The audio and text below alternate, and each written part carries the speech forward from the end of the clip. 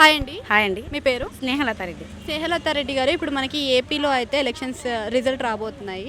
అయితే నెక్స్ట్ ఏ పార్టీకి అనుకూలత వస్తుంది అనుకుంటున్నారు? సీఎం జగన్ గారే వస్తారండి. సీఎం జగన్ గారే రావాలి, వస్తారు కూడా. ఎందుకోసమని సీఎం జగన్ గారు రావాలనుకుంటున్నారు? చాలా వరకు మంచి పథకాలను చేశారు కదండి. విద్య పరంగా కానీ, అవ్వాతాతల విషయంలో కానీ, అక్క చెల్లెమ్మల విషయంలో కానీ, అన్నీ చాలా వరకు తను అనుకున్న అంటే 100% 100 చేయకపోయినా మ్యాక్సిమం చేశారు కదా, మంచి పనులే చేశారు. అంటే గత 5 ఏళ్ల కింద చూసుకుంటే చంద్రబాబు గారి అదే తన ప్రభుత్వంలో ఈ పిల్లల స్కూల్ విషయం అంటే అంతకుముందు సంవత్సరం మేము చదువుకున్నాం.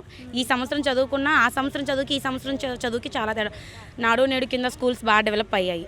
వాటర్ కానీ, మినరల్ వాటర్ కానీ, ఫుడ్ విషయంలో కానీ, చదువు విషయం, మెటీరియల్ కానీ, బుక్స్ కానీ, యూనిఫామ్ కానీ, అన్నీ అంటే ప్రభుత్వ బళ్ళకి ఈ గవర్నమెంట్ స్కూల్స్కి ఏమాత్రం తీసుకోకుండా మంచిగా ఇంగ్లీష్ మీడియం తేవడం కానీ చాలా వరకు చాలా మంచిగా జరిగింది. యువత చూసుకున్నట్టయితే మొత్తం కూడా కూటమి వైపు మొగ్గు చూపుతున్నారు కదా, అది అలా చూపించడం వల్ల ఎటువంటి లాభాలు ఉంటాయి, ఎటువంటి నష్టాలు ఉండే అవకాశాలు ఉన్నాయి? అంటే మనం అంటే మ్యాక్సిమం చాలా వరకు అటు ఉన్నారు ఇటు ఉన్నారు. వైసీపీ పార్టీ తరపున కూడా ఉన్నారు కదా. ఈ యూత్ అన్నది వైసీపీ పార్టీ తరపున కూడా చాలా వరకు ఉన్నారు. మనం చెప్పలేం కదండి ఎవరు గెలుస్తారు ఏమన్నది. ప్రజలు మనసు మీద వాళ్ళు ఓట్లు వేసారు, చూద్దాం.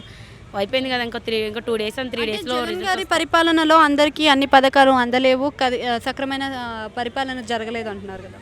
ఏం లేదు, అంతా బాగా జరిగింది. పిల్లలకి మంచి చదువును అందించారు. అవ్వతాతలకి ఇంటికి పింఛన్ వస్తుంది. గత 5 ఏళ్ల కిందట ఉందండి ఇలాగా పింఛన్ విషయం తీసుకోండి ఫస్ట్. అలా ఉందా? లేదు. ఇప్పుడు ఎలా ఉంది, ఇంటికి వచ్చి ఇస్తున్నారు.